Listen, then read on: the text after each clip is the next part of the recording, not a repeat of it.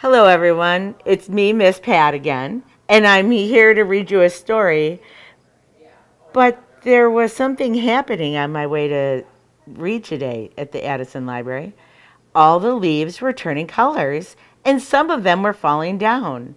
It made me think, we should read some stories about fall or autumn and that kind of thing, because it's getting colder too. So the book I have for us today is A Little Tree. The name of the book is Little Tree, and Lauren Long wrote it. See, you can see the leaves are turning colors on that tree. Looks like some animals are watching. I'm anxious to see what's going on in here. Little Tree. Once there was a little tree with little leaves. I can see it.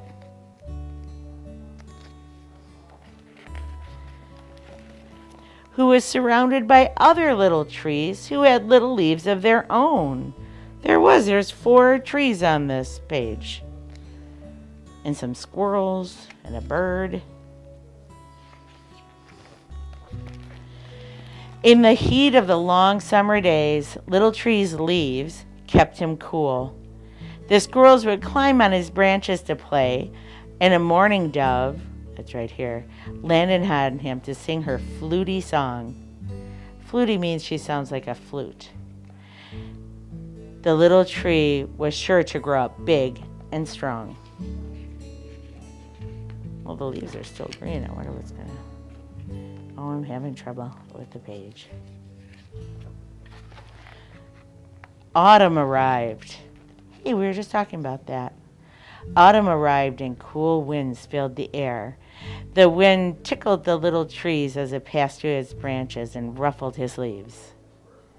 The air grew cold and the leaves on all the trees changed colors, becoming yellow, red, and orange.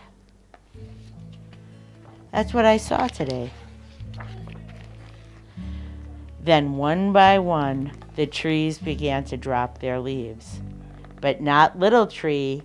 He hugged his leaves tight. Oh yeah, see, everybody else's are falling off, and Little Trees are still hanging on. So, I gotta do something with this.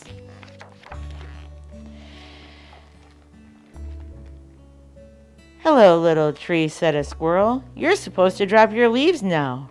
But Little Tree was unsure. What would he do without his leaves? That is a good question. Winter came. What are you doing with all your leaves on? Asked the doe. That's the doe. It's a deer. Little Tree hugged his leaves really tight. You can see all the footprints in the snow. Springtime arrived and Little Forest burst into life. The other trees grew bright new leaves, and the squirrels played in their branches. Little Tree could hear the mourning dove singing her fluty song. But look at his branches, his leaves are still brown.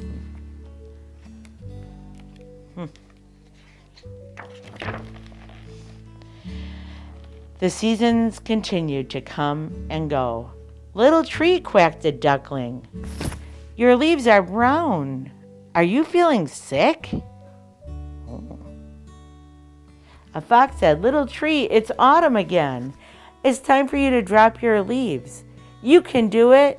Ready. 1, 2. But Little Tree hugged his leaves tight. All around the forest grew and grew. Okay, I can see a animal tail there. One summer, Little Tree could no longer feel the sunlight. The squirrels played high above on the broad trees. Look at everybody else grew up, but he's still a little tiny tree.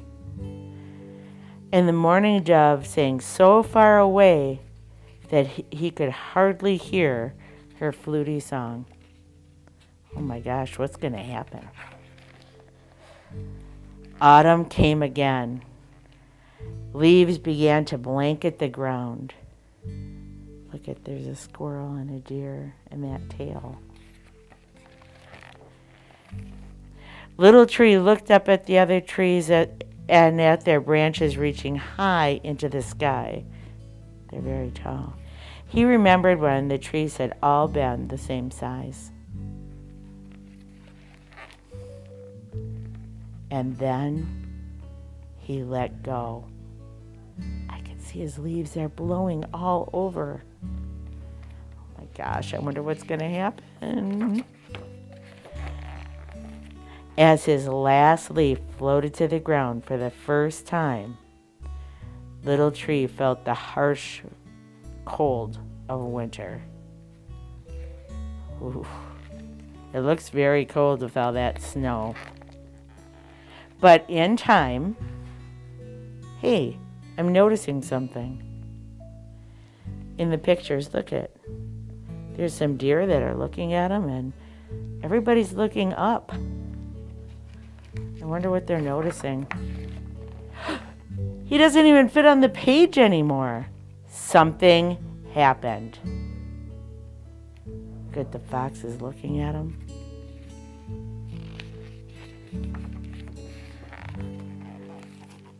Once there was a little tree, but now look at him. He's as big as all his friends. The end. He did it. I'm so glad he left his tree, or he let his leaves go. He got to be a bigger tree. I have another story about fall for you today. This one is about fall is for friends. I noticed that on the picture on the front of the book, that it looks like there's two friends and all the leaves are turning color. We'll have to see what's going on. Susie Spafford wrote this book, and I think she also drew the pictures. Ooh, look at all those delicious things on the windowsill. Susie Duckin, that must be Susie Duckin, loved everything about fall. She loved wrapping herself in big cozy sweaters. She loved crispy apples and big orange pumpkins. I can tell because she's eating an apple and she's sitting next to all these pumpkins. But most of all, she loved jumping into piles of leaves with her very best friend, Emily. Until they took that first running leap every year, it didn't even feel like fall had arrived. Look at, you can see those bubbles mean that she's remembering jumping into the leaves. Have you ever jumped into a pile of leaves? It's pretty fun. When are the leaves going to fall, Susie wondered. Look, she's talking to her friend.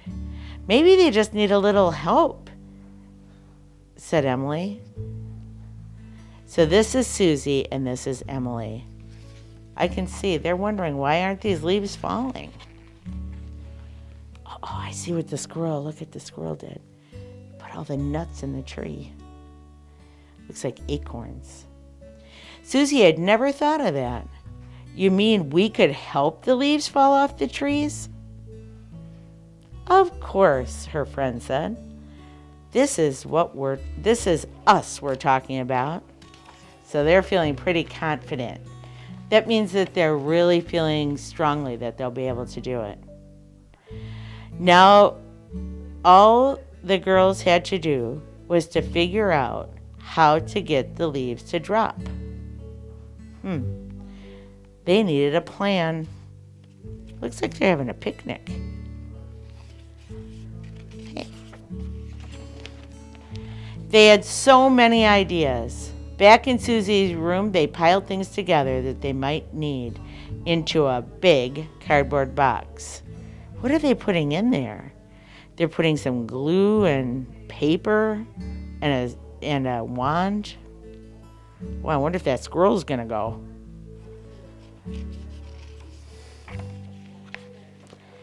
First, Susie and Emily tried leading a cheer to make the leaves want to fall from the tree. Fall, leaves, fall. That's what we say. Hit the ground so we can play. Look, you can see them. They're cheering. They have their pom-poms and a megaphone to yell into. I wonder if it worked. Do you think? Oh, it didn't work. Because this word says, when that didn't work, Emily said, maybe we should show the leaves what fun it would be to be fall and to fall out of the trees. So the friends set to work cutting leaf shapes out of construction paper and taping them all over each other. Oh, see? They're taping them on their sweaters. I wonder if it works. Let's show them how it's done, Emily said. The two girls began to dance and spin among the trees. Oh, how I love to ride the gentle breeze and fall softly to the ground, Emily said with a dreamy voice. See, they all have them all, and they're showing them how fun it would be to fall.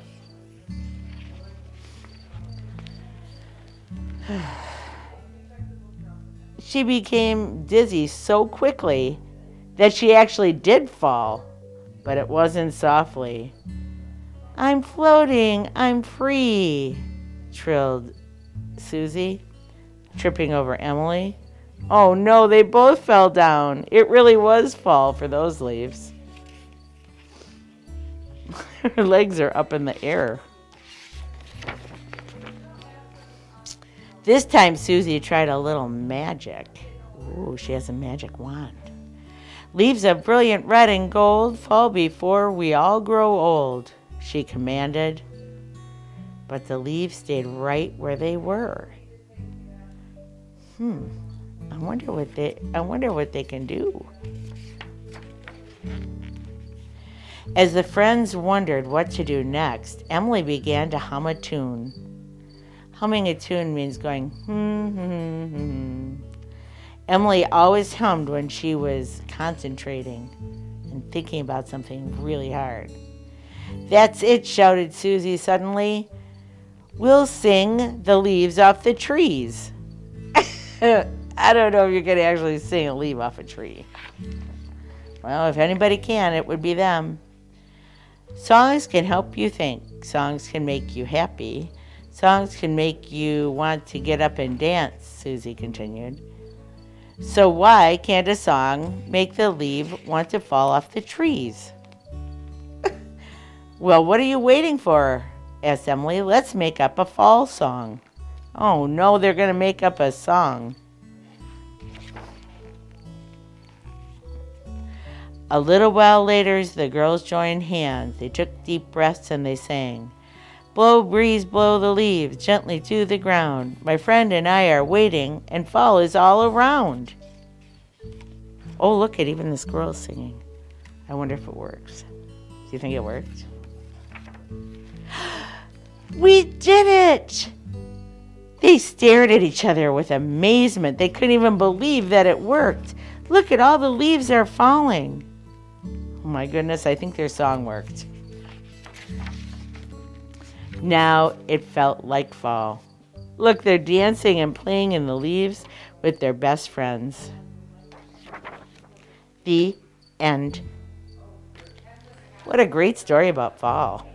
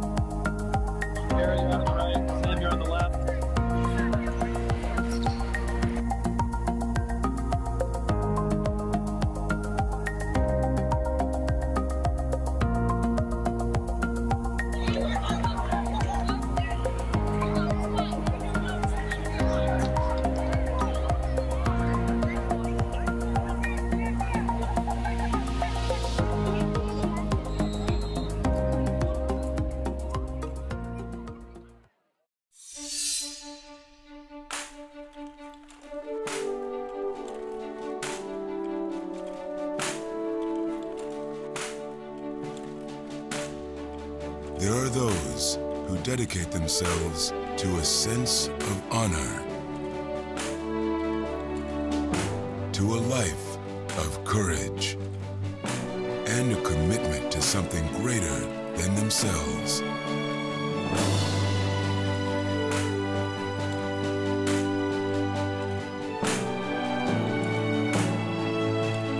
They have always defended this nation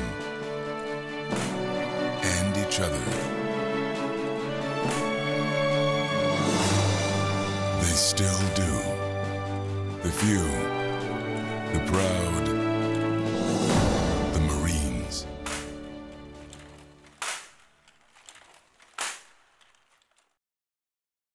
Hi, I'm Smokey Cole Bear, filling in because for 75 years, Smokey only said, "Only you can prevent wildfires." Meanwhile, the song was wrong. We did start the fire. Go to SmokeyBear.com to learn more about wildfire prevention.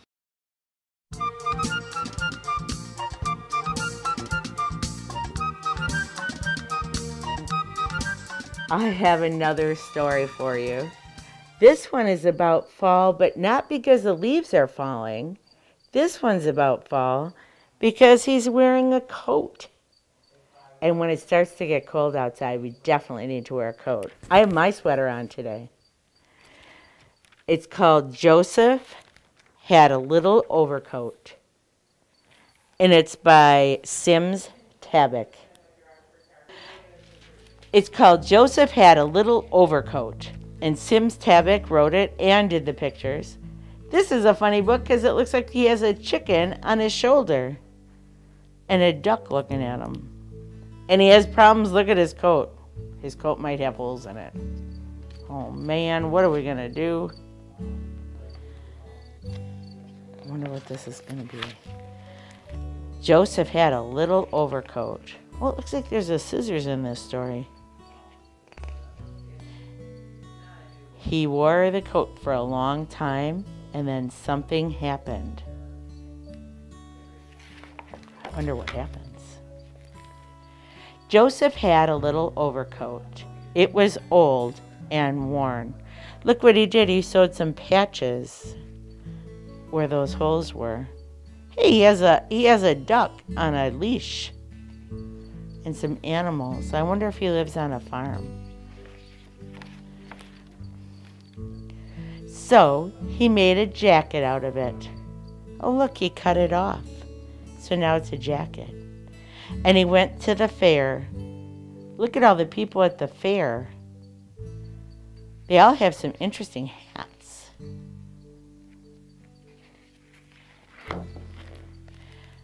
Joseph had a little jacket, but it got old and worn.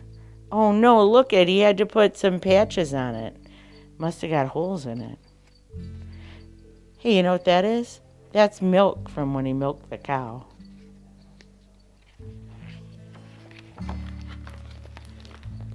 So, he made a vest out of it.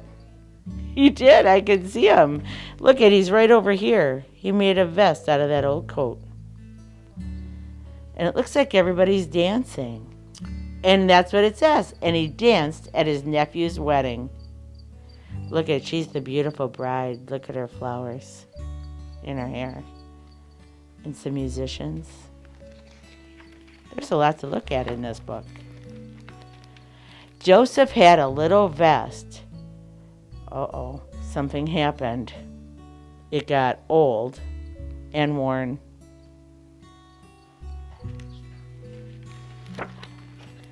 So, he had an idea. He made a scarf out of it. It was a good idea. And he sang in a men's chorus. A chorus is when a lot of people get together and they all sing the same song.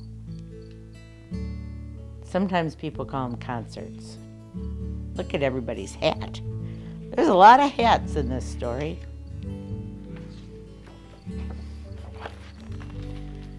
Joseph had a little scarf. He sure did. Oh no, but something happened. Look. It got old and worn. Oh man. What's he going to do now? Look at all the animals are looking at him. Looks like it's nighttime because I can see the moon. So he made a necktie out of it.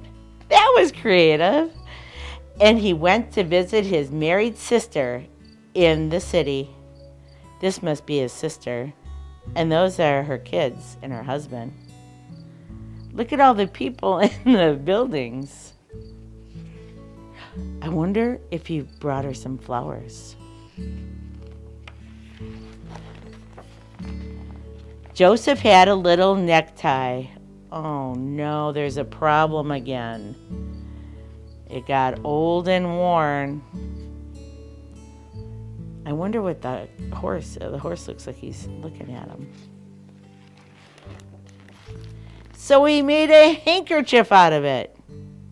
Oh my gosh, this thing used to be a coat. It got much smaller.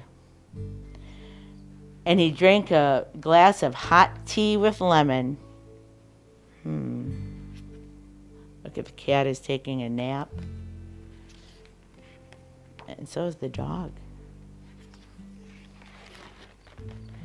Joseph had a little handkerchief, but it got old and worn.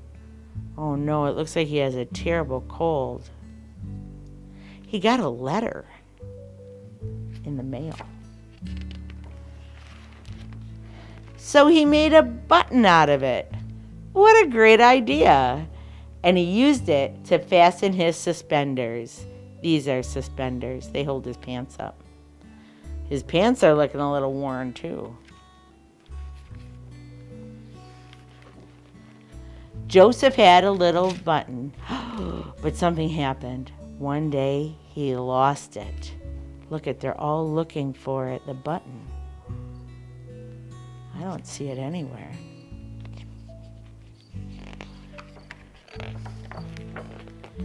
Now, he had nothing.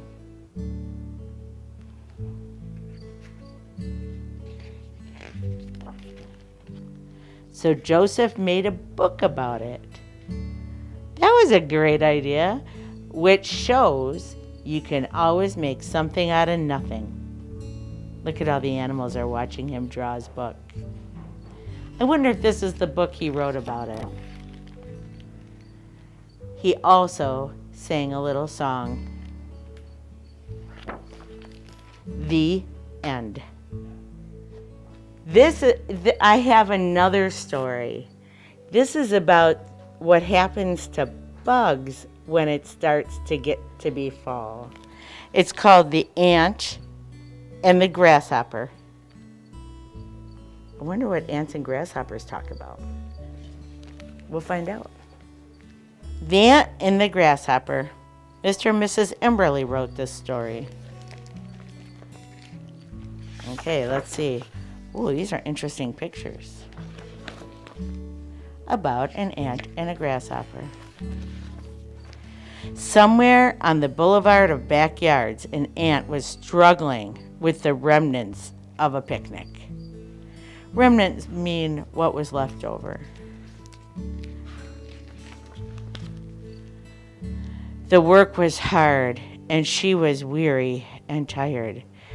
With a heavy sigh, she persevered, though each blade of grass seemed to thwart her in this hot and humid day. Ugh. She says, I simply cannot go another step. As she lifted her head in hopes of the smallest of breezes that would help to cool her in this blistering forehead and hot day, she heard a sound, a wonderful, magical sound. It was music. I wonder where the music is coming from. With a great heave, she shouldered her sticky burden and moved in the direction of the sound.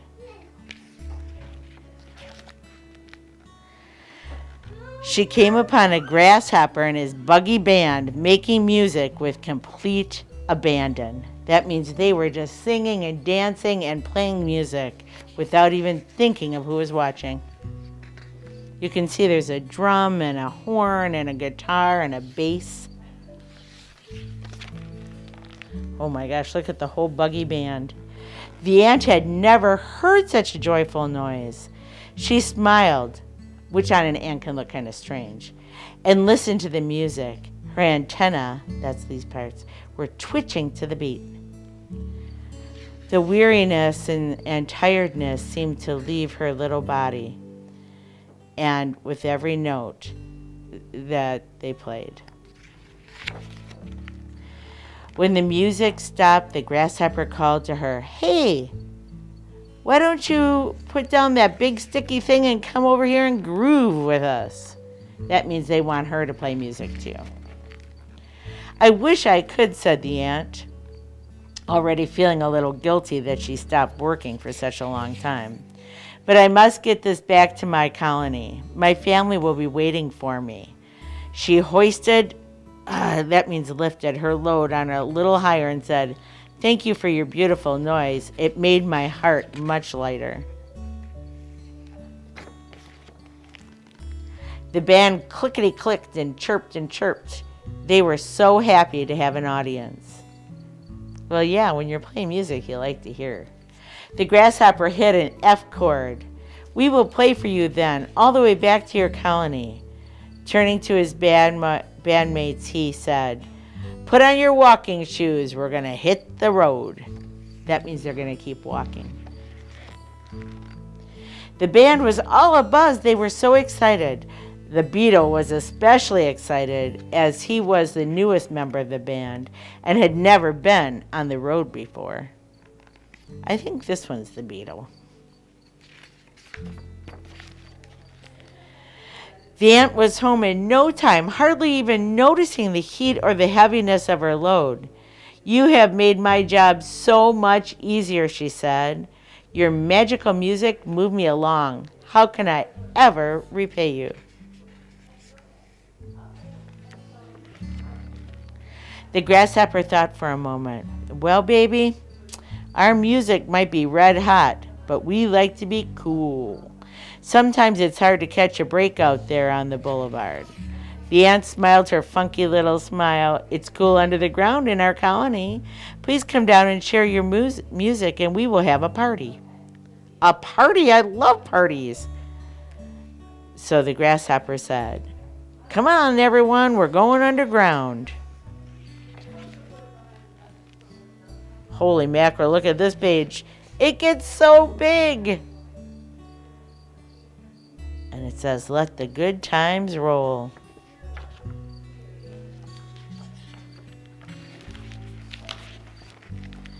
And the music